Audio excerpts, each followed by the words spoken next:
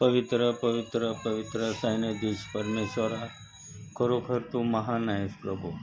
हे प्रभू, या सायंकाळच्या वेळेस तू पगारे पास्टरांना तू घरी पाठवलंस आणि त्यांचे 2 वचनं आम्हाला सांगण्याची व ऐकण्याची हिंमत दे प्रभू, आणि ते वचन आम्हाला समजू दे. विशेष करून प्रभू, पगारे पास्टरांचं येणं जाणं हे सुखात आनंदात ठेव माझ्या राजा, हीच तुला आग्रहाची विनंती. तारणारा प्रभू येशू ख्रिस्त याच्या नावे मागतो म्हणून एक पित्या, आमेन.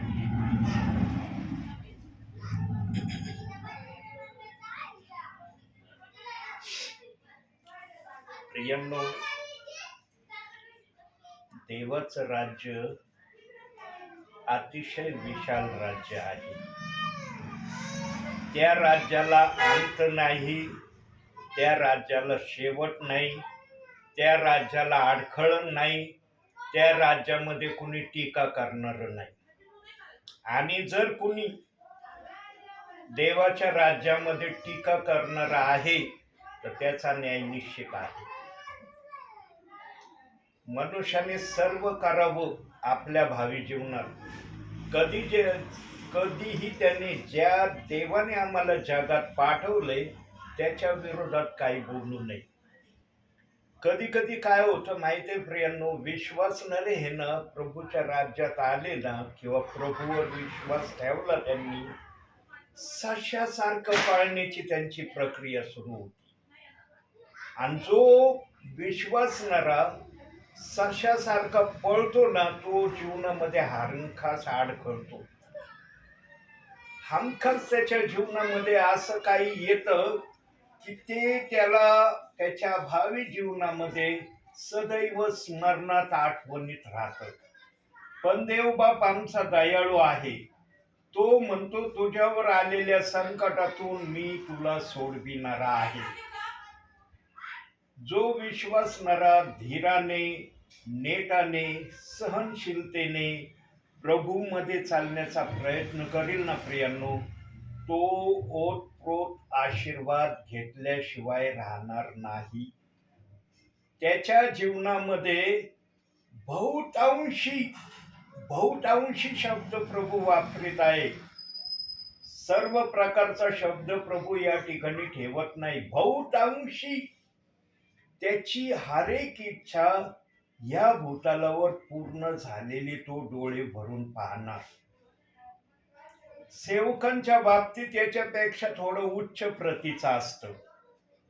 पण काही सेवक जसे विश्वासणारे सशासारखे धावण्याचा प्रयत्न करतात, सेवक तर डबल सशाप्रमाणे धावण्याची त्यांची प्रक्रिया असते. आणि जो फार वेगाने धावतो ना सशासारखा, त्याची निश्चित अधोगती ठरलेली आहे. प्रियांनो, आम्ही नेहमी कासवाप्रमाणे चालणारे असलं पाहिजे. तुम्ही सेवक असा, तुम्ही विश्वासणारे असा. जो कासवाप्रमाणे प्रभूमध्ये चालतो ना, त्याच्या बरोबर प्रभू आपली संगती सदैव ठेवतो. पण जो सशासारखा धावतो त्याच्याबरोबर प्रभू पण त्याच वेगाने धावतो. त्याची जी इच्छा असते त्याच प्रकारे प्रभू धावतो. परंतु कासवाप्रमाणे चालणाऱ्या बरोबर प्रभू तसाच चालतो जसा कासव चालतो. आणि कासवाबद्दल आम्हाला चांगल्या रीतीने माहित आहे.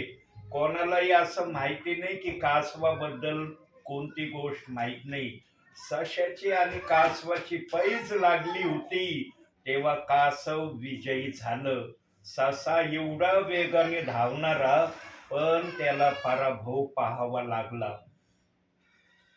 या उदाहरणावरून, या विचारावरून देव बाप्पाला काय यातून सांगायचं आहे? प्रियांनो, देव बाप्पाला यातून हे सांगायचं आहे की प्रभू मध्ये चालत असताना तुमची सुरुवात हळू जरी असली, देव बाप त्या तुमच्या हळू असलेल्या सुरुवातीला थोडाफार वेग द्यायला समर्थ आहे. तुमच्या विश्वासाला वेग द्यायला समर्थ आहे, तुमच्या सेवेला पण वेग द्यायला समर्थ आहे. पण स्टार्टिंग पासूनच जर कुणी सारखं धावण्याचा प्रयत्न करील ना, त्याला सेवेमध्ये, प्रभूच्या विश्वासामध्ये फार चिंता, संकट, अडचणी, समस्या, क्लेश, दुःख याचा सामना केल्याशिवाय तो राहणार नाही. पण देवबाप्पाने अशाही परिस्थितीमध्ये जे कुणी प्रभूकडे येतील, प्रभूला आपल्या जीवनामध्ये सर्वप्रथम जागा देण्याची नेहमी इच्छा ठेवतील, ते प्रियजन जरी सशासारखे धावणारे असले, ते सेवक सशासारखे जरी सेवा करणारे असले, त्यांचा बचाव आमचा प्रभू केल्याशिवाय राहणार नाही. आमच्या प्रभूकड जे येतात ना, आमचा प्रभू कधी कोणाचा द्वेष करत नाही. पण प्रभू एका गोष्टीचा राग मनामध्ये घेऊन चालणारा पण आहे. जो प्रभू आमच्यावर प्रेम करणारा आहे, प्रीती करणारा आहे, सदैव आम्हाला सहाय्य करणारा आहे, तो प्रभू आपल्या मनामध्ये राग द्वेष ही भावना पण ठेवून चालणारा आहे. आता तू म्हणता राग आणि द्वेष भावना घेऊन चालणार आहे, कशाबद्दल? प्रियांनो, हे पवित्र शास्त्र आम्हाला दिलंय देवबाप्पाने, त्याच्या मर्जीने दिलंय, त्याच्या इच्छेने दिलंय, त्याच्या आवडीप्रमाणे त्याने ते आमच्या हातात सुपूर्द केलेलं आहे.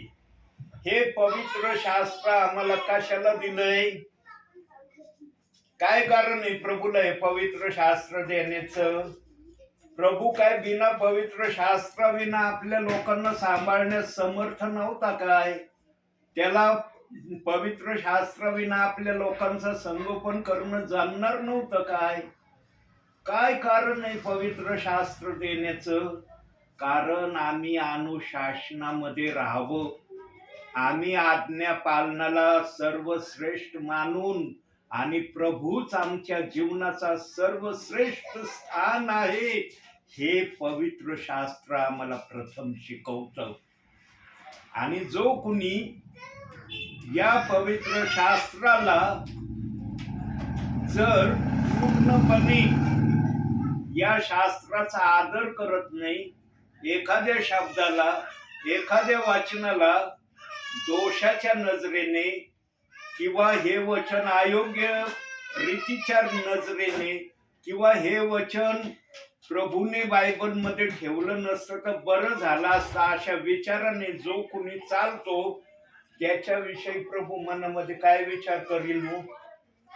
काय प्रभूच्या मनात विचार येतील? जो कोणी प्रभूच्या आत्म्याने लिहिलेल्या शास्त्राला द्वेष भावनेने पाहतो, निरनिराळ्या मनामध्ये शंका घेऊन या पवित्र शास्त्राला आपल्या जीवनामध्ये वागवितो, त्यांचा न्याय ठरलेला आहे. ते न्यायाच्या प्रक्रियेपासून कदापिही वाचणार नाहीत. त्यांनी कितीही प्रभूसाठी चांगली कार्य केलेली असली, सेवा उत्तम प्रतीची केलेली असली, काही जणांना वाटतं मी उत्तम प्रतीची सेवा केलेली आहे, मला स्वर्गामध्ये चांगली जागा मिळेल. जरूर मिळेल. तुम्ही जर बायबलच्या वचनाला दोष लावला नाही, तुम्हाला स्वर्गामध्ये उत्तम प्रतीची जागा देवबाप दिल्याशिवाय राहणार नाही. पण तुम्ही जर बायबलच्या एखाद्या शब्दाला, वचनाला दोष लावता, तर तुमचा न्याय ठरलेला आहे. त्या न्याय प्रक्रियेपासून तुम्हाला वाचता येणार नाही. मग तुम्ही किती स्वतःला प्रभूमध्ये चालत असताना ह्या वचनाला लक्षात ठेवून चालले ना, मत्तयकृत शुभवर्तमान 7वा अध्याय 21 ते 23 वचनाला सदैव जरी तुम्ही आपल्या स्मरणात ठेवून चालले ना, तरी तुमचा न्याय निश्चित आहे. तुम्ही न्यायाच्या प्रक्रियेतून सुटणारच नाही, कोणत्याही परिस्थितीमध्ये सुटणार नाही. न्यायाच्या प्रक्रियेतून सुटण्याचा फक्त एक उपाय आहे, आणि त्या उपायाशिवाय दुसरा उपाय तुम्हाला न्याय प्रक्रियेपासून वाचण्याचा नाही. आणि तो उपाय काय आहे? तुम्ही जर प्रभूला प्रथम शरण जाल, पश्चाताप कराल, तुम्ही केलेल्या वचनाविरुद्ध दुर्भाषण किंवा वचनाविरुद्ध केलेली कुरकुर याची तुम्ही कबुली द्याल, तरच तुमचा वाचण्याचा मार्ग देव बाप खुला करू शकतो. अन्यथा तुम्ही काहीही करा, कितीही दशमांश द्या, कितीही दान द्या, कितीही सेवकाचा आदर सत्कार करा, सेवकाच्या इच्छेप्रमाणे सर्व प्रक्रिया करण्याच्या प्रयत्नात राहा, तुमचा न्याय झाल्याशिवाय राहणार नाही. आणि काही जण आज या भ्रमामध्ये फार आहे.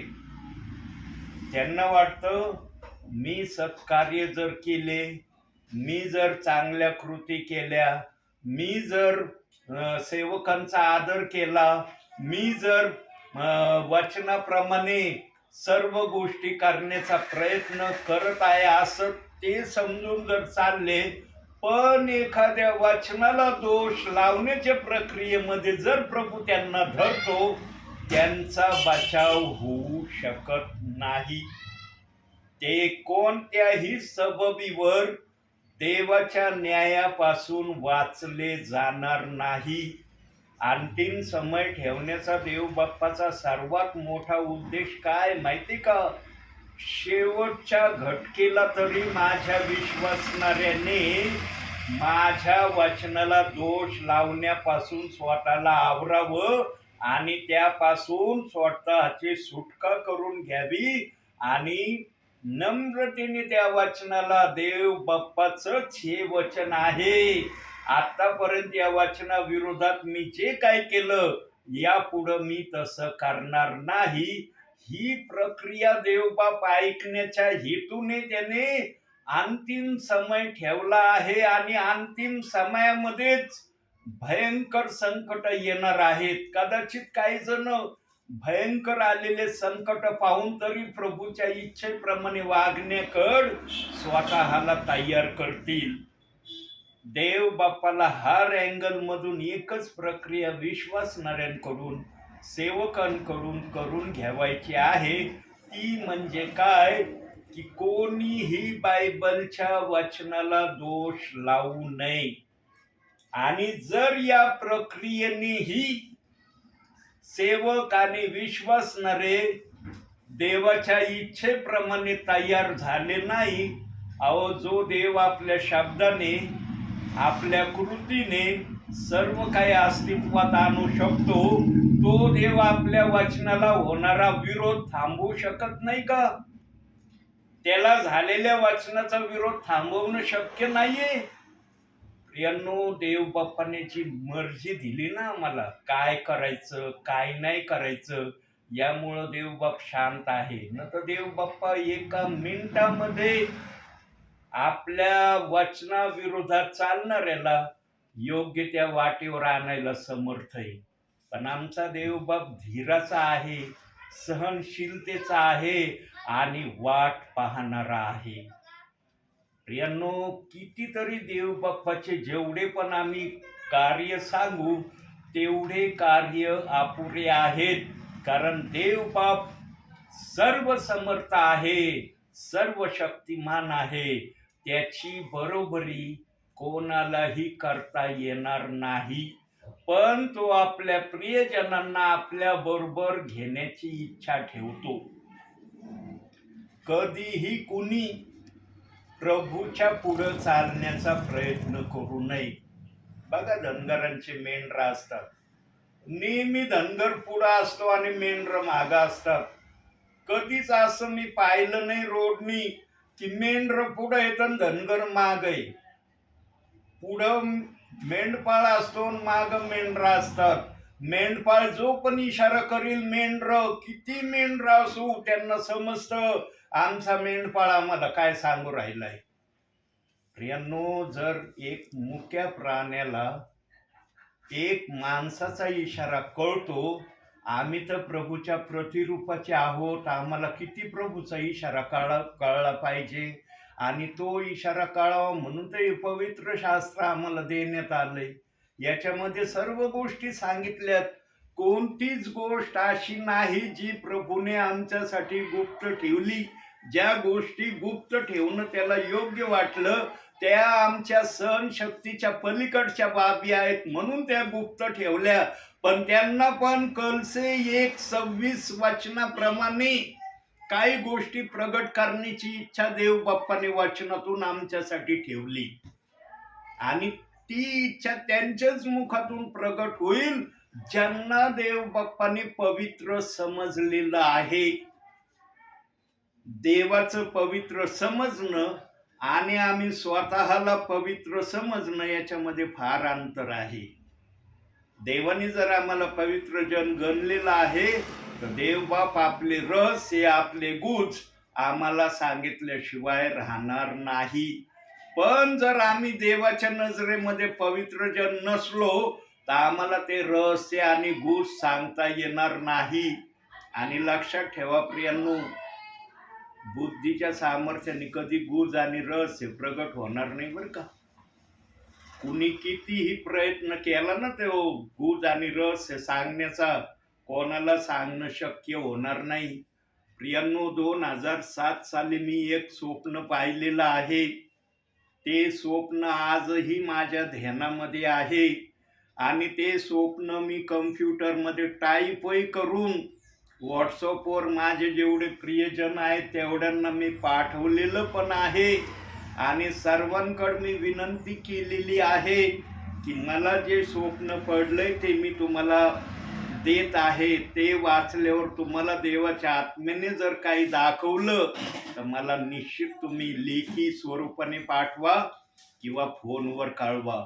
परंतु प्रियांनो, आत्तापर्यंतच्या घडी, या घडीच्या क्षणापर्यंत अनेक जणांनी मला माझ्या स्वप्नाचा अर्थ सांगण्याचा प्रयत्न केला, परंतु एकाच्याही अर्थाने मी समाधानी झालो नाही. जसं नबुकहेद्नेसर राजाला स्वप्न पडले आणि अनेकांनी स्वप्न आपल्या बुद्धीने सांगण्याचा प्रयत्न केला, पण नबुकहेद्नेसर राजा खुशच झाला नाही. ते शेवटी नबुकहेद्नेसर राजा म्हटला, जो कोणी माझ्या स्वप्नाचा योग्य अर्थ सांगन त्याला मी उत्तमातलं उत्तम बक्षीस देईन. आणि मग या बक्षिसाच्या लोभाने काही जणांनी सांगण्याचा प्रयत्न केला, पण नबुकहेद्नेसराने अट आणि शर्त एक ठेवली होती की माझं स्वप्न पण सांगायचं आणि त्याचा अर्थ पण सांगायचा. पण जे अधिकारी होते, सरदार होते, मांत्रिक तांत्रिक होते, ते म्हणले तुम्ही फक्त स्वप्न सांगा, आम्ही अर्थ सांगू. तो म्हणला नाही, मला स्वप्न काय पडलं ते पण सांगायचं आणि त्याचा अर्थही सांगायचं. प्रियांनो, देवबाप जर स्वप्न पाडितो ना तर त्या स्वप्नाचा अर्थ सांगणारा पण जगामध्ये ठेवतो. आणि नबुकहेद्नेसरच्या स्वप्नाचा अर्थ सांगणारा दानियल ठेवलेला होता.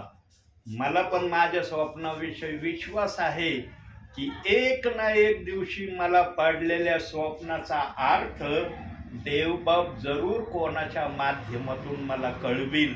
मी तर माझं स्वप्न काय आहे ते सर्वांना टाईप करून पाठवलेलं आहे, पण नबुकहेद्नेसर राजाने असं काही केलं नव्हतं प्रियांनो. पण माझा विश्वास आहे देवबाप जर मला स्वप्न देऊ शकतो तर त्या स्वप्नाचा अर्थही सांगणारा कुणीतरी या भूतलावर देवबाप्पाने ठेवलेला आहे.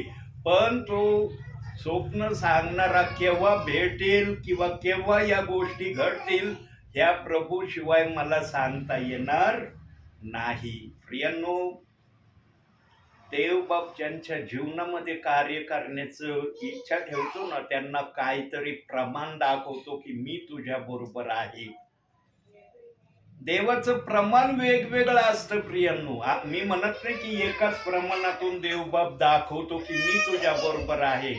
अनेक माध्यम आहेत देव बाप्पाचे आपल्या प्रियजनांना मी तुझ्या बरोबर आहे याची जाणीव करून देण्याची, किंवा सेवकांना पण याच प्रतीमध्ये देव बाप दाखवतो की मी तुझ्या सेवेमध्ये पवित्र आत्म्याच्या द्वारे बोलणारा आहे. बुद्धीच्या सामर्थ्याने कोणाला बोलणं शक्य होणार नाही. किती तुम्ही प्रयत्न करा, किती तुम्ही टॅलेंटेड असा, किती तुम्हाला वाचनाची माहिती असू द्या, किती तुम्ही अनुभवातून गेलेले असा, कितीही तुमच्या जवळ सेवेचा विभिन्न तऱ्हेचा मार्गदर्शन असलेले असू द्या, पण पवित्र आत्मा जर बोलत नाही तर तुमच्या या गोष्टींना काही अर्थ नाही. म्हणून पवित्र आत्मा तुमच्या बरोबर आहे का याची सर्वप्रथम सेवकांनी खात्री करून घेतली पाहिजे. आणि जर पवित्र आत्मा आहे असं जर वाटत असेल तर देव बाप तुम्हाला शांतही बसू देणार नाही. बघा, माझा देव बाप मला शांत बसू देत नाही. संध्याकाळची वेळ व्हावयाला लागली की देव बाप मला म्हणतो, बाळा उठ, तुला या ठिकाणी जायचंय, त्या ठिकाणी जायचंय, आज मला त्या प्रियजनांना काहीतरी सांगायचंय. बघा, शास्त्र घेऊन बसलोय, अजून शास्त्र उघडलं नाही.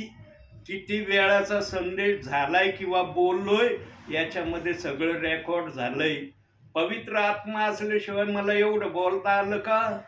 प्रियांनो, बिना शास्त्र उघडता देव बाप इतकं बोललेलं आहे. जर वचन काढलं तर देव बाप पुढचंही मार्गदर्शन करायला समर्थ आहे.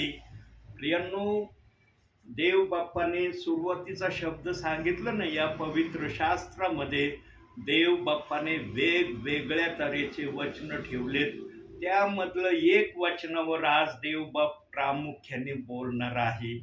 आणि त्या वचनातून देव बाप्पाला काहीतरी आज आपल्या विश्वासणाऱ्यांना कळवायचं आहे. काढूया आपण ते वचन.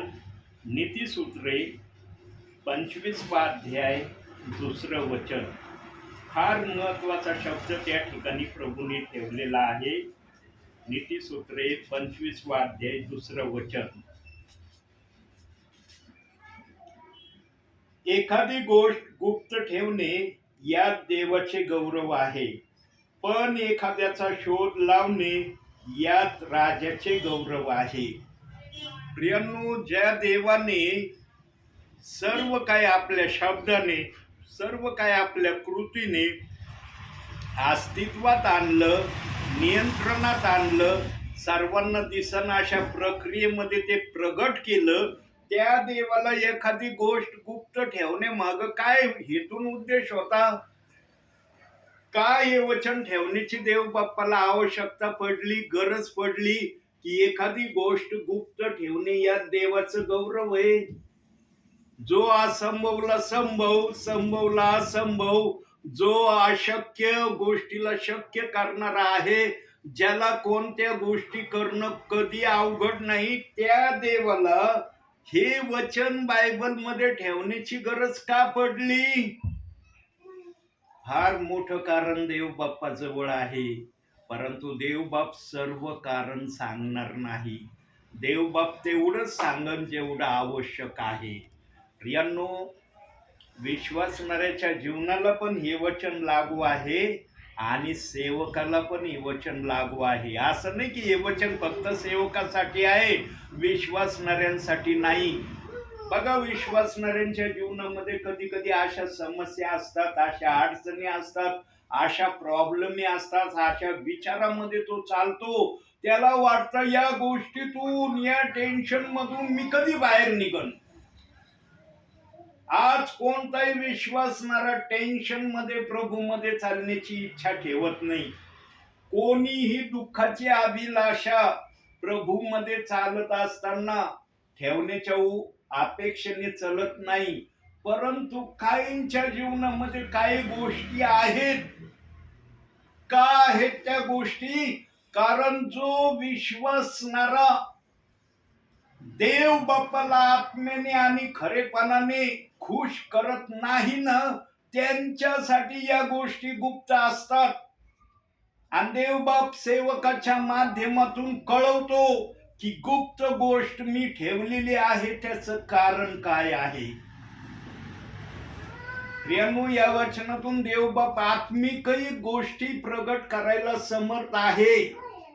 जसं आमोस 8:11 मध्ये एक वचन दिलेलं आहे, त्या वचनाप्रमाणे पण देवबाप आपल्या प्रक्रिया आपल्या लोकांपर्यंत कळवायला समर्थ आहे. आमोस 3:7 वचनाप्रमाणे सेवक संदेष्टी यांना कळवल्याशिवाय तो कधीच काही करत नाही. याही गोष्टी या वचनातून देवबाप आपल्या विश्वासणाऱ्यांना, सेवकांना कळवतो. आणि जर ही प्रक्रिया एखाद्या सेवकाच्या जीवनामध्ये देवबाप्पाने करण्याचं ठरवलं, बायबलमध्ये जे पण वचन ठेवलंय ना प्रियांनो, त्या वचनाची प्रक्रिया एका विश्वासणाऱ्याकडून, एका सेवकाकडून देवबाप्पांनी करून घेतली ना, देवबाप समजतं हे वचन मी पूर्ण केलं. आणि जरी प्रक्रिया अनेक ठिकाणी झाली तरी देवबाप म्हणतो मी ठेवलेल्या वचनाप्रमाणे झालं. पण जास्त करून या वचनाचा अनुभव ना सेवकांना येतो. त्या सेवकांना येतो प्रियांनो, जे सेवक खरोखर प्रभूला उंच करण्याची इच्छा ठेवतात. कधी कधी सेवक आहे ना स्वतःच उंच होण्याची प्रक्रिया दाखवतो बर का, बोलून दाखवित नाही. तो विश्वासणाऱ्यांना कधी तो बोलून दाखवित नाही, पण कृतीने तो उंच होण्याची प्रक्रिया केल्याशिवाय राहत नाही. प्रियांनो, कोणीही प्रभूच्या पेक्षा उंच जाण्याचा प्रयत्न करू नये. प्रभूला त्याच्या पुढं उंच होणारे मान्य होत नाही. त्याने लुसिफरला नाकारलं प्रियांनो. एस्केलाच्या 28व्या अध्यायात सांगितलं, त्या ठिकाणी लिहिलेलं आहे की त्या राजपुत्राने देवापेक्षाही आपलं आसन उंच करण्याचा प्रयत्न केला. एस्केलाचा 28वा अध्याय ध्यान देऊन वाचा. तिथं पूर्णपणे लुसिफरच्या बारेमध्ये सर्व काही सांगण्यात आलेलं आहे की त्याचा स्वभाव काय होता, त्याच्या मनामध्ये काय होतं, त्याला काय करण्याची इच्छा होती आणि त्या इच्छेवर तो कसा चालत होता. सगळ्या गोष्टी त्या अध्यायामध्ये तुम्हाला वाचायला मिळतील. प्रियांनो, प्रभू शॉर्ट अँड स्ट्रीट मध्ये इशारा देतो आणि त्याचा पुरावा वचनातून दाखवतो. तुम्ही बघा ते, वाचा ते, तुम्हाला समजेल की त्याच्या मनामध्ये प्रभू विरुद्ध कशा कशा योजना तो घेऊन चाललेला होता. पण आम्हाला लुसिफर एवढी प्रभू कधी शिक्षा करत नाही. का बरं आम्हाला लुसिफर एवढी प्रभू शिक्षा करत नाही? आम्ही जरी प्रभूच्या विरोधात चालणारे आहोत काही जण, तरी प्रभू आम्हाला लुसिफरासारखी शिक्षा का करत नाही? कारण आम्ही आमच्या मुखाने कधीही प्रभू परमेश्वराला हा दावा केलेला नाही की मला परमेश्वर व्हावयाचा आहे. आणि लुसिफरने हा दावा स्वर्गामध्ये केला होता. म्हणून लुसिफरला सर्वस्वी आमच्या प्रभू परमेश्वराने नाकारलेलं आहे. आम्हाला आमचा प्रभू परमेश्वर सर्वस्वी का नाकारित नाही? कारण आम्ही परमेश्वर होण्याचा दावा आमच्या प्रभूकडे कधी केलाच नाही. आम्ही हा वचनाला दोष लावण्यापर्यंतच्या प्रक्रियेमध्ये स्वतःला आणण्यास आमच्या कलेने आम्ही समर्थ झालेलो आहोत. पण देवाने त्याचं पण प्रयोजन बायबलमध्ये करून ठेवलेलं आहे की जर माझ्या वचनाच्या विरोधात तुम्ही वागताल, वचनाला दोष लावताल, तर तुमच्यासाठी काय प्रक्रिया मी ठेवलेली आहे. आणि वारंवार प्रभूच्या आत्म्याने संदेशातून त्या प्रक्रिया आपल्याला कळवल्या पण आहेत. माझ्या 3-4 संदेशामध्ये या प्रक्रिया देवबाप मागील संदेशात बोलला पण आहे. पण प्रभू आम्हाला सर्वस्वी टाकून देणार नाही. सर्वस्वी टाकून देण्याची इच्छा प्रभूच्या मनामध्येच नाही. पण आज काय सेवक डायरेक्ट नरकाला, इतकी सोपी भाषा करून ठेवली त्यांनी. जरासं चुकलं चाललं नरकात, जरासं चुकलं चाललं नरकात. असा प्रभू आहे का आमचा? आमच्या प्रभूने ज्याला आपल्या राज्यात घेतलंय ना, त्याला तो कधी आपल्या राज्यातून हाकलून देणार नाही, काढून टाकणार नाही. इब्रिकराच्या 13व्या अध्यायाच्या 5व्या वचनात त्यांनी शब्द देऊन आम्हाला सावधान केलंय. पण तो आम्हाला शिक्षा केल्याशिवाय पण राहणार नाही, असं इब्रिकराचा 12वा अध्याय 6व्या वचनातही त्यांनी सांगितलंय. प्रियांनो, आम्ही नियंत्रणामध्ये जर प्रभूच्या राहिलो तर आमचा बचाव आहे. जे वचनाला दोष लावणारे आहेत ते नियंत्रणाच्या बाहेर प्रभूच्या चालणारे आहेत. मग ते कोणीही असो, विश्वासणारा असो, सेवक असो, प्रभूच्या नजरेमध्ये ते नियंत्रणाच्या बाहेर चालणारे आहेत. प्रियांनो, आम्हाला वचनाला दोष लावण्याचा अधिकार कुठून मिळाला? कुणी दिलाय अधिकार आम्हाला? देवाच्या आत्म्याने वचन लिहिलंय, त्याच्या इच्छेने लिहिलंय, त्याच्यासाठी ते लिहिलंय. तुम्हाला दिलंय त्याने की ते तुम्ही स्वीकारा, त्या प्रकारे स्वतःला आचरणात आणा, यासाठी ते वचन आहे. त्या वचनाचा दोष काढण्यासाठी ते वचन नाहीये. काय जण तो म्हणते बायबल मध्ये ना सगळे वचन ठेवायचे होते देव बाप्पाने, फक्त प्रेषितांची कृत्य 2 अध्याय 38 वचन ठेवलं नसतं ना, काहीच गडबडी झाली नसती. प्रियांनो, येशू ख्रिस्ताने याचं प्रमाण योहानकृत शुभवर्तमान 14वा अध्याय 16व्या वचनात सांगून ठेवलंय. ज्याला आत्मा असेल त्याला ते वचन समजेल, ज्याला आत्मा नसेल ना, तो मग त्या वचनाचा काही अर्थ काढेल आणि चालेल. प्रियांनो, जो देव बाप एक बाप्तिस्म्याच्या माध्यमातून बोलायला समर्थ आहे, तो देव बाप दुसऱ्याही बाप्तिस्म्याच्या वचनातून बोलायला समर्थ आहे. पहिल्या वचनात तो बोलू शकतो, त्याला दुसऱ्या वचनात बोलता येत नाही, असा आमचा देव बाप नाही. आणि याच प्रक्रियेला येशू ख्रिस्ताने योहानकृत शुभवर्तमान 14वा अध्याय 16व्या वचनातून आम्हाला समजून सांगितलंय. पण काही जण असे विद्वान असतात, असे अक्कलबाज असतात, ते म्हणले येशू ख्रिस्त काय म्हणला, येशू ख्रिस्ताने काय आज्ञा दिली, मत्ते 28:19 वचनात काय आज्ञा दिली, त्या आज्ञेला अनुषंगून हे योहानकृत शुभवर्तमान 14वा अध्याय 16वं वचन आहे. इतकं डोकं लावलंय. पवित्र आत्म्याचा विचार कधी असा विचार प्रगट करत नाही. पवित्र आत्मा कधी गलत सांगणार नाही. पवित्र आत्म्याने जे वचन ठेवलं ना, प्रेषितांची कृत्य 2 अध्याय 38 वचन, याचं कृतीने अर्थ पेंटिकॉस्टच्या दिवशी पेत्राच्या मुखातून प्रगट केलाय. पण आज पेत्राला काही जण काहीच समजत नाही. पेत्राचं नाव काढलं तर काही जणांना चीड येते. काय येते? कारण त्याने प्रेषितांची कृत्य 2 अध्याय 38 वचन सांगितलं. जो पेत्र हे वचन सांगतो ना, त्याच पेत्राला येशू ख्रिस्ताने पाण्यावर 2 का पावलं. पेत्र येशू सारखा चालला. पेत्राला पण पाण्यावर चालता आलं. हा तो जास्त काळ चालू शकला नाही का? त्याने डावी उजवीकडे पाहिलं तेव्हा तो डुबायला लागला. पण तो 2 का व्हायना पावलं. येशू ज्याप्रमाणे पाण्यावर चालत होता तसा पेत्र चालला. प्रियांनो, आणि जो प्रभू सारखा पाण्यावर चालला तो कधी पेंटिकॉस्टच्या दिवशी रॉंग वचन देईल का? चुकीचे वचन सांगन का? पण आज पेत्राच्या त्या वचनाला ना काही जण काही मानित नाही.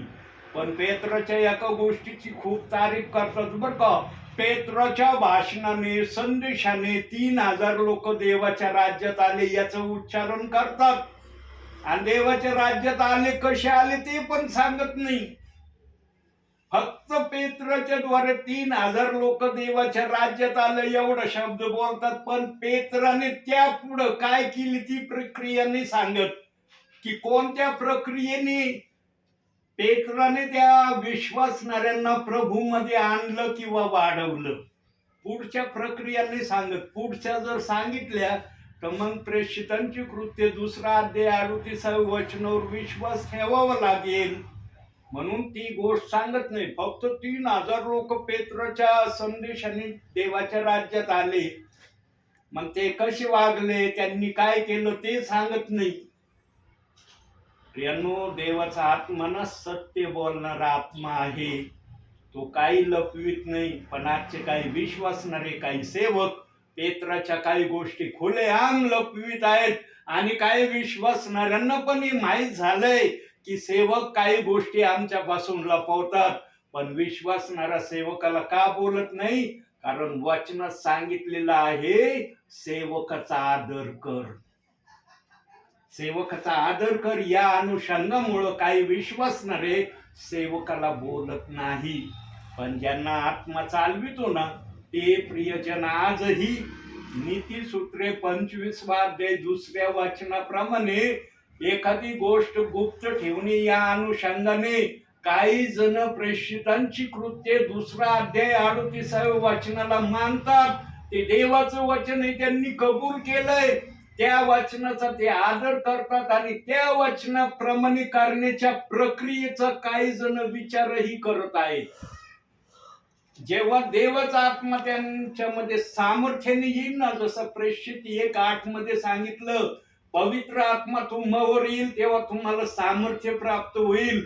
या प्रकारे ज्यांच्यावर पवित्र आत्मा येईल ना, त्यावेळेस काही जण निडरतेने म्हणणार आहेत, मी आता प्रेषितांची कृत्य 2 अध्याय 38 वचनाला मानतोय, फार दिवसापासून या वचनावर विश्वास ठेवलाय, आता या वचनाप्रमाणे कृती करण्याची माझी तयारी आहे. आणि हे वाक्य ते डायरेक्ट सेवकांना बोलणार आहेत. आतापर्यंत त्यांनी हे वाक्य मनात ठेवलेलं आहे. पण काही जण आता निडरतेने अंतिम समयात बोलणार आहेत की मी आता या वचनाप्रमाणे ते 3000 विश्वासणारे जर पेत्रासमोर कृती करायला घाबरले नाही तर आम्ही कशाबद्दल घाबरायचं? त्या 3000 प्रियजनांना माहिती नव्हतं का येशू ख्रिस्ताने कोणती सुवार्ता सांगितली? शिष्य तर त्या सुवार्तेबरोबर होते. शिष्यांनी तर त्या सुवार्तेचा स्वाद घेतलेला होता. तरी शिष्यांच्या मार्फतच पेंटिकॉस्टच्या दिवशी प्रेषितांची कृत्य 2 अध्याय 38 वचनाची सुवार्ता आली आणि शिष्य सांगायला लाजले नाही, घाबरले नाही. ते नाही म्हणले अरे येशू ख्रिस्त स्वर्गात गेलाय, आता तो स्वर्गात गेलाय, आम्ही तर पृथ्वीवर आहेत, हे वचन सांगितलं तर काय होईल आमचं? म्हणून फिलिप्पी 1:21 मध्ये म्हटलंय ना पाऊल, जगणे हे ख्रिस्त मला, मरणे हा लाभ. ज्यांचा निर्धार हा असतो ना, ते कधी देवाच्या विरोधात जाण्याची प्रक्रिया करत नाही. ज्यांना देवाचं भय अर्ध असतं अर्ध नसतं ना, ते देवाच्या विरोधामध्ये चालण्याचं धाडस दाखवू शकतात.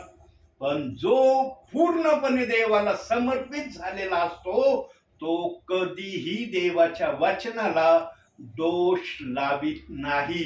आणि देवाच्या आत्म्याने पण बायबलमध्ये कुठंही असं वचन ठेवलं नाही, माझ्या वचनाला दोष लाव.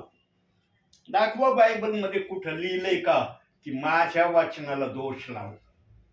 कुठंही देवाच्या आत्म्याने हे वचन ठेवलेलं नाही. इशारा आणि बोध दिलाय. प्रगटीकरण 22 अध्याय 18-19 वचनामध्ये बोध आणि इशारा दिलाय. आणि मत्ते 24 अध्याय 35 वचनामध्ये पण इशारा दिलाय की माझं वचन कसं आहे आणि माझ्या वचनापुढं कोणतीच गोष्ट टिकणार नाही याची शाश्वती मत्ते 24 अध्याय 35 वचनात देव बाप बोलला आहे. पण ज्याला आत्मा असेल त्यालाच कळल. ज्याला आत्मा नीट चालवित नसेल मग तो मनाने काही पण करील. म्हणून देव बाप म्हणला, न्यायाच्या दिवशी मी कोणाला सोडणार नाही. पण ज्यांनी वचनाला दोष लावला नाही त्यांच्यासाठी योहान 5:24 वचन सांगितलंय, मी यांचा न्याय करणार नाही. देव बाप्पांनी पवित्र शास्त्र सगळ्या गोष्टी सांगितल्यात प्रियांनो. फक्त वचनाची माहिती सेवकाला असणं गरजेचं आहे. म्हणून इफिसकाराच्या पत्रामध्ये, कलसेकाराच्या पत्रामध्ये सांगितलेलं आहे की सेवक हा मुळवलेला असला पाहिजे.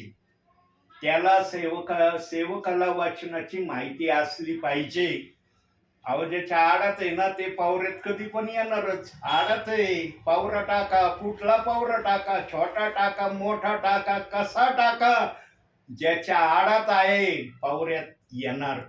पण ज्याच्या आडातच काही नाही, कोणता पावरा टाका, काय निघणार आहे बाहेर? काहीच निघू शकत नाही. म्हणून प्रियांनो, आत्म्याने आलेला सेवक नेहमी आत्म्यातूनच विश्वासणाऱ्यांना बोध आणि इशारा देत असतो. आत्म्याने आलेला सेवक हे बघत नाही किती प्रियजन बसलेत प्रार्थनेला, एवढूशे प्रियजनांना मी सांगण्याच्या लायकीचा सेवक आहे का, माझी लायकी अशी आहे का, इतक्या छोट्या प्रियजनांना, इतक्या कमी विश्वासणाऱ्यांना वचन सांगण्याची या पात्रतेचा मी सेवक आहे का? काय सेवक ना गर्दी असली तरच वचन सांगण्याची इच्छा ठेवतात. त्यांना भीड दिसली तर त्यांना वाटतं आता वचन सांगणं गरजेचं आहे. देवाचा आत्मा आहे ना, मत्तैकृत शुभवर्तमान 18वा अध्याय 14व्या वचनाप्रमाणे एक आत्म्याला वाचवण्यासाठी तो वचन सांगण्याला कधी माघार घेत नाही. आणि जो आत्म्याने येतो ना त्याला देव बाप्पाने पहिलं सांगून ठेवलेलं आहे, जेवढे विश्वासणारे असतील गपचूप बोल, किती बसले त्याच्याकडे लक्ष देऊ नको, मी काय बोलणार आहे याच्याकडे लक्ष दे. आणि या प्रक्रियेची सेवा मी करतोय म्हणून आजपर्यंत सेवित आहे. ज्या दिवशी मी देवाचं ऐकणं सोडून देईल ना त्या दिवशी मला सेवा करता येणार नाही.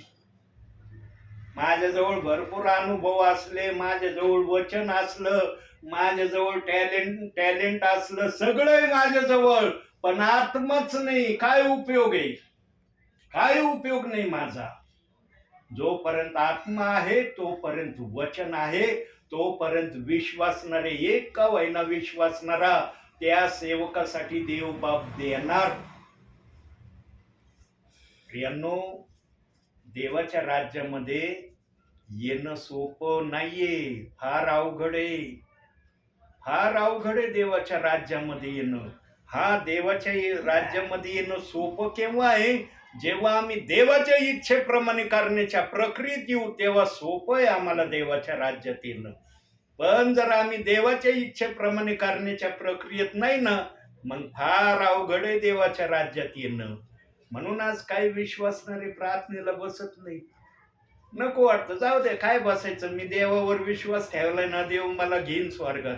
देवबापूवरती जर विचारला सेवक आत्म्याने येत होता का बसत नव्हता प्रार्थनेला? तुला काम जास्त वाटत होतं माझ्या निरोपापेक्षा?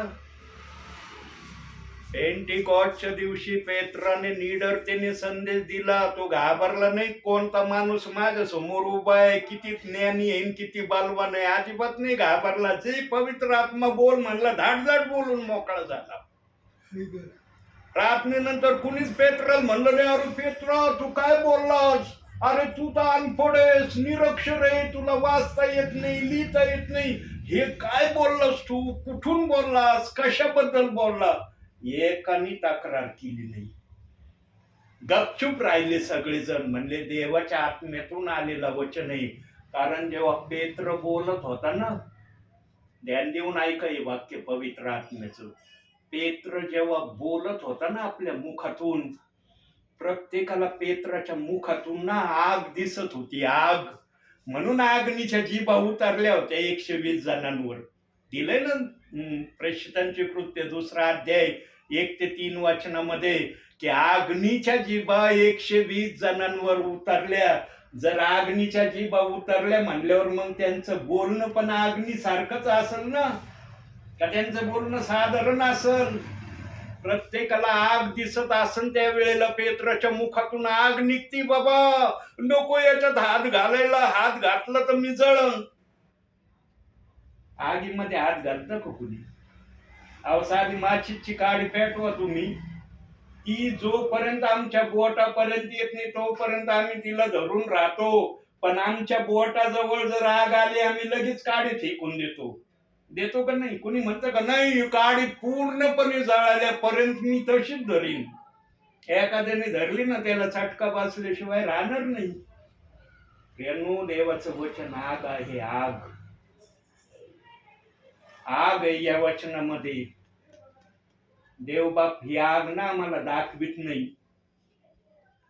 देवबाप्पाने आग का शद्रक मेषक आबेदnego आगीत उतरले तरी त्यांना भाजले नाही. ते का भाजले नाही?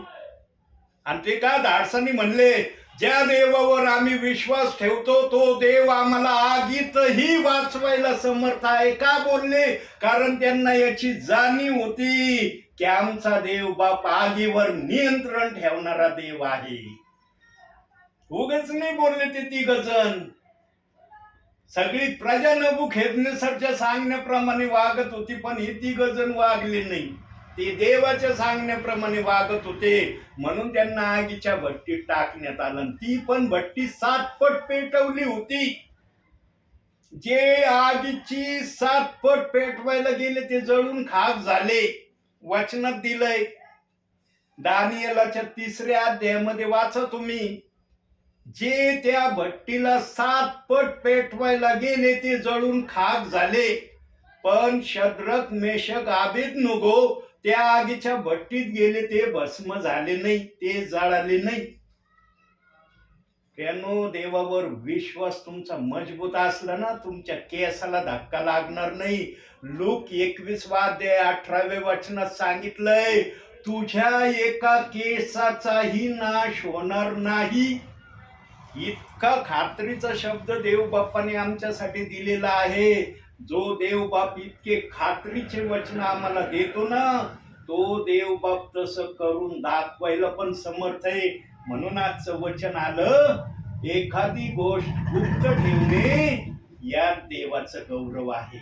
आणि जर एखाद्या सेवकाने एखादी गोष्ट गुप्त ठेवली प्रभूच्या गौरवासाठी, प्रभूच्या नावाला उंच करण्यासाठी, देव बाप त्या सेवकाचा सर्वस्वी आदर करतो, सन्मान करतो, त्याची हर एक इच्छा तो पूर्ण करतो. यानो, एखादी गोष्ट गुप्त ठेवणे हे देखील देवाच्या सामर्थ्याने असलं पाहिजे. तुमच्या सामर्थ्याने पवित्र आत्म्याच्या वचनाला गुप्त ठेवणं शक्य नाही, कधीच शक्य नाही. म्हणून देवबाप पहिले करंथीकराचं पत्र 7वा अध्याय 29व्या वचनात बोललेला आहे. काय बोललेला आहे? ज्याला बायका आहेत त्यांनी यापुढे बायका नसल्यासारखे असावे.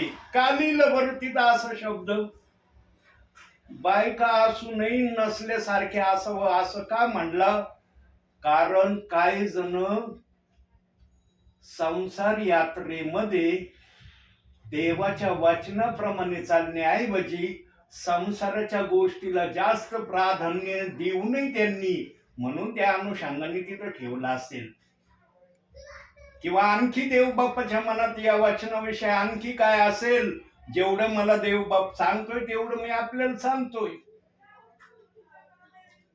देवाच्या वचनाशिवाय कोणत्याच गोष्टीला आम्ही सर्वप्रथम स्थान देऊ नये या शब्दाला प्रगट करण्यासाठी कदाचित पहिले करंथी 7वा अध्याय 29व्या वचनाला देवबाप्पाने ठेवला असेल.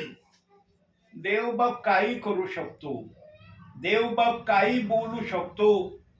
तो ठेवण्याची ताकद ठेवतो ना, तर त्याचा अर्थ सांगण्याची पण प्रक्रिया त्याच्याजवळ आहे. पण तुमच्या बुद्धीने तुम्ही सांगायला गेले ना, तुम्हाला सांगता येणार नाही. आत्म्याचं वचन जर तुम्ही बुद्धीने सांगितलं तर मग आत्म्याचा काय उपयोग आहे? एखादं जर म्हणून मला आत्म्याचं वचन बुद्धीने सांगण्याची कला आहे, मग त्याच्यासाठी आत्मा काय असणार आहे, त्याच्या नजरेमध्ये आत्म्याची किंमत. म्हणून आत्म्याचं वचन कधी कोणाला बुद्धीने सांगता येणार नाही. आत्म्याच्या वचनासाठी आत्माच पाहिजे, तर तुम्ही बोलू शकता.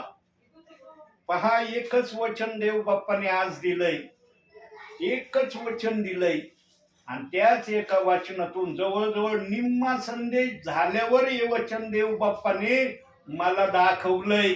त्याच्या अगोदर भरपूर काही देवबाप बिना वचन दाखवता बोललेला आहे. मी जर बुद्धीच्या सामर्थ्याने आलो असतो तर मला जमलं असतं का एवढं करायला? मी केलं असतं का? अहो, एक दोन वाक्यात म झालं असतं माझं. घाबरगुंडी उडाली असती, माझ्या बोलण्यामध्ये तोतरी वळाली असती माझी. पण पवित्र आत्म्याच्या सामर्थ्याने बोलत आहे म्हणून मला निडरतेने सांगता येत आहे. म्हणून देवबाप म्हणला, संदेश हा मनुष्याच्या इच्छेने कधी आलेला नाही. दुसरे पेत्र पहिला अध्याय 21व्या वचनात देवबापाने हा शब्द ठेवलेला आहे. म्हणून प्रियांनो, जो सेवक आत्म्याच्या प्रेरणेने येतो ना, त्याच्या जवळच देवाचा खरा निरोप आहे. आणि तो निरोप जर तुम्ही आपल्या भावी जीवनामध्ये कधी मिस केला नाही, कधी चुकवला नाही ना, तर स्वर्गामध्ये फार मोठं प्रतिफळ तुमच्या नावावर देवबाप लिहित आहे. आता का लिहित एवढं सांगतो थांबतो. आता मी आलो ना या ठिकाणी प्रार्थनेला, दिसतंय ना मी आलोय, शरीराने दिसतोय ना की अरे कोणतरी व्यक्ती आलाय आमच्या घरात, दिसतंय ना. तुम्ही जर बसले नसते, कुणाला वचन सांगितलं असतं? कुणाला सांगितलं असतं? या भिंतीने ऐकलं असतं, या झाडांनी ऐकलं असतं, या झाडांना कळलं असतं की काय बोलतोय पवित्र आत्मा. तुम्ही आहात म्हणून वचन चाललंय ना, म्हणून तुम्ही महत्वाचे आहात. मागील संदेशात मी सांगितलं, सेवकापेक्षा डबल आशीर्वाद विश्वासणाऱ्यांना आहे. का आहे? कारण तुम्ही म्हणून देवाच्या आत्म्याला बोलायची परवानगी आहे. तुम्ही नाही तर माझ्याजवळ आत्मा आहे, वचन आहे, सगळं आहे, पण विश्वासणारच नाही. कुणाला वचन सांगन? म्हणून तुम्हाला डबल आशीर्वाद आहे, मला सिंगल आशीर्वाद आहे. म्हणून प्रार्थनेला बसण्याचा कधी कंटाळा करू नका. कधी प्रार्थनेसाठी देवाचे सेवक आत्म्याच्या प्रेरणेने आले ना, सगळे काम थोड्या वेळासाठी थांबवा. देवाच्या कामापेक्षा मोठं काम कोणतंच नाही. तुम्ही देवाचा जेवढा सन्मान करताना तेवढा देव तुमच्या हर एक इच्छेला उभा राहीन, ती इच्छा तुमची पूर्ण करीन. देवबाप म्हणून यांनी माझी इच्छा पूर्ण केली, मला पण यांची इच्छा पूर्ण करायची आहे. प्रियांनो, आज बहुसंख्य ठिकाणी पृथ्वीच्या पाठीवर बहुसंख्य ठिकाणी चाललंय.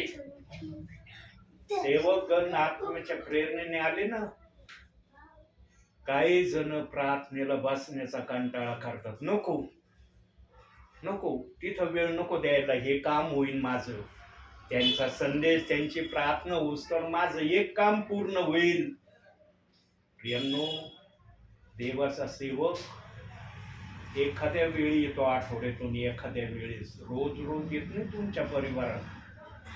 रोज रोज जर सेवक एकाच परिवारात आला तर ते विश्वासणारे कंटाळतात. अरे रोजच येतात राव, या आठवड्यातून एकदा येत नाही, रोजच येतात, रोजच आम्हाला बसावं लागतं. देवाच्या आत्म्याला कळतं, माझ्या विश्वासणाऱ्यांना 6 दिवस रिलॅक्स मध्ये ठेवणं, 7व्या दिवशी तो पाठवितो, जा माझ्या दासा, त्यांना मला आशीर्वाद द्यायचा आहे. सेवक पण आशीर्वाद घेऊन येतो, आणि तो आशीर्वाद विनामूल्य असतो. त्याची किंमत नसती बरं का. आशीर्वादाची किंमत नसती. देवबाप आशीर्वाद ना फुकट देतो, आणि हा फुकट आशीर्वाद घेण्यासाठी आम्हाला देवाच्या सानिध्यात बसणं आणि ऐकणं गरजेचं आहे. या प्रक्रिया जर आम्ही केल्या तर आम्ही निश्चितपणे प्रार्थनेमध्ये आशीर्वादित झाल्याशिवाय राहणार नाही. म्हणून आजच्या छोट्याशा संदेशातून देवबाप तुम्हाला आणि मला भरपूर आणि भरपूर आशीर्वाद देऊ. आमेन. डोळे बंद करा प्रियांनो.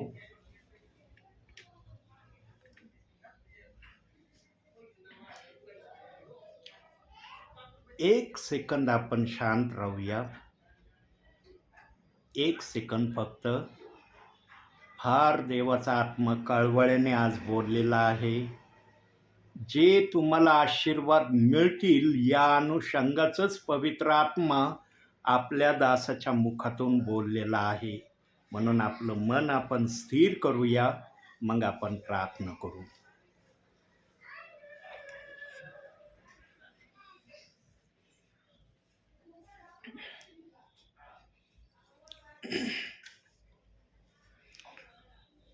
दिल की गहराई से स्तुति करूं, आराधना करूं, तन से और मन से पूरी शक्ति से तुझसे मैं प्रेम करूं. दिल की गहराई से स्तुति करूं, आराधना करूं, तन से और मन से पूरी शक्ति से तुझसे मैं प्रेम करूं. हे प्रभु यीशु, कितना प्यारा है तू. हे प्रभु यीशु, सबसे अच्छा है तू. प्रार्थना मैं तुझसे करूं, ओ मेरे प्यारे मसीहा. प्रार्थना मैं तुझसे करूं, ओ मेरे प्यारे मसीहा. मेरा ये जीवन तेरे काम आए, मेरा ये जीवन तेरे काम आए, यही है मेरी तमन्ना. प्रार्थना मैं तुझसे करूं, ओ मेरे प्यारे मसीहा. प्रार्थना मैं तुझसे करूं, ओ मेरे प्यारे मसीहा. ओ मेरे प्यारे मसीहा, ओ मेरे प्यारे मसीहा. होय माझ्या बापा, तुझ्या नावाला मी धन्यवाद देतो, तुझ्या नावाला उंचावतो. तूच सर्व शक्तिमान आहे, तूच असंभवला संभव करणारा आहे. तूच आपल्या शब्दाने, आपल्या कृतीने या पृथ्वीवर सर्व काही अस्तित्वात आणलं. या गोष्टीसाठी आम्ही तुला धन्यवाद देतो, तुझं गौरव करतो, तुला उंचावितो. तू राजांचा राजा, प्रभूंचा प्रभू आहे. आमच्या मुखाने आम्ही गौरवाने उच्चारण करतो. स्वर्गीच्या देवा, आज या परिवाराची तू भेट घेतलेली आहे. आज या परिवारात पुन्हा एकदा तू वचनातून, विचारातून या प्रियजनांशी तू बोललेला आहे. फार कळवळ्याच्या वाणीने तू आज बोललेला आहे माझ्या बापा या प्रियजनांशी. आज या प्रियजनांच्या मनाच्या भावना, विचार, यांच्या मनातल्या योजना, सर्व गोष्टींना लक्षात ठेवून तुझा पवित्र आत्मा या परिवारात आज वचनातून आणि विचारातून बोललेला आहे. स्वर्गीच्या बापा, मी तुला विनंती करतो, तुला प्रार्थना करतो, या परिवाराला आशीर्वादित कर माझ्या बापा. हे आशीर्वादित आहेत माझ्या बापा, पण ते आशीर्वादित यांना व्हावयाची इच्छा आहे ज्या आशीर्वादाची ते तुझ्याकडे इच्छा ठेवत आहे. स्वर्गीच्या देवा, तू कधी कोणाला निराश करत नाही, तू कधी कोणाची भावना दुखवीत नाही, तू सर्वांना खुश करणारा देव आहे. एक दिवस या परिवारासाठी असा तू दाखवणार आहे की त्या दिवशी हे प्रियजन आत्म्याने आणि खरेपणाने पूर्णपणे खुश झालेले स्वतःला अनुभवणार आहेत. ती घटिका, ती वेळ, तो समय कोणता आहे हे मला माहीत नाही, पण यांच्या नावे हा समय तू लिहिलेला आहे.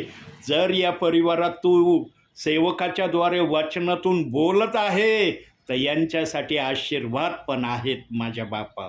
प्रभू, यांना आशीर्वाद द्यायला तू विलंब आणि उशीर करू नको, ही मी तुला विनंती करतो माझ्या बापा. तुझी कृपा या परिवारावर सदैव राहू दे माझ्या बापा. सदैव यांच्या आशीर्वादासाठी प्रभू तुझ्या मनामध्ये निरनिराळे संकल्प तू तयार कर आणि त्या संकल्पाप्रमाणे यांना तू आशीर्वादित कर, अशी मी तुला विनंती करतो. या परिवारातले सर्व लहान थोर प्रियजन तुझ्या कृपेच्या हातात देतो. सर्वांना तो आशीर्वादाने भर माझ्या बापा. प्रभूची शांती या जागेत राहू दे माझ्या बापा. या घरातल्या तेला मिठा पिठाला आणि सर्व वस्तूंना तू आशीर्वाद दे माझ्या बापा. आज या परिवाराने जे काही सेवकाचं आगत स्वागत केलं आहे माझ्या बापा, हे सेवकाचं आगत स्वागत केलं नाही, तुझं आगत स्वागत झालेलं आहे माझ्या बापा. जर या परिवाराने तुझं आगत स्वागत केलं आहे माझ्या बापा, तर यांना आशीर्वाद द्यायला तू विलंबाने उशीर लावू नको, अशी मी विनंती करतो. आज आपल्या दासाला या ठिकाणी येऊन वचन सेवा आणि प्रार्थना दोहीही सेवा करण्याची संधी दिली, यासाठी धन्यवाद. मान सन्मान गौरव सर्व माझ्या बापा मी तुला देतो. धन्यता अर्णारा प्रभू येशू ख्रिस्त याच्या प्रिय आणि गोड नावानं मागतो, म्हणून तो ऐक माझ्या बापा. आमेन. हे आमच्या स्वर्गातील बापा, तुझे नाव पवित्र म्हणले जाऊ, तुझे राज्य येऊ, जसे स्वर्गात तसेच पृथ्वीवर तुझ्या इच्छेप्रमाणे हो. आमची रोजची भाकर आज आम्हाला, आणि जसे तू आमच्या गुन्ह्यात सोडले आहे तसे तू आमच्या गुन्ह्यात सोड. तर आम्हास परीक्षेत आणू नकोस, तर आम्हास वाईटापासून सोडव. कारण की राज्य, सामर्थ्याने गौरव ही सर्व काळ तुझीच आहे. आमेन. प्रभू येशू रक्त की जय. प्रभू येशू रक्त की जय. प्रभू येशू रक्ताचा जय जयकार असो. आमेन.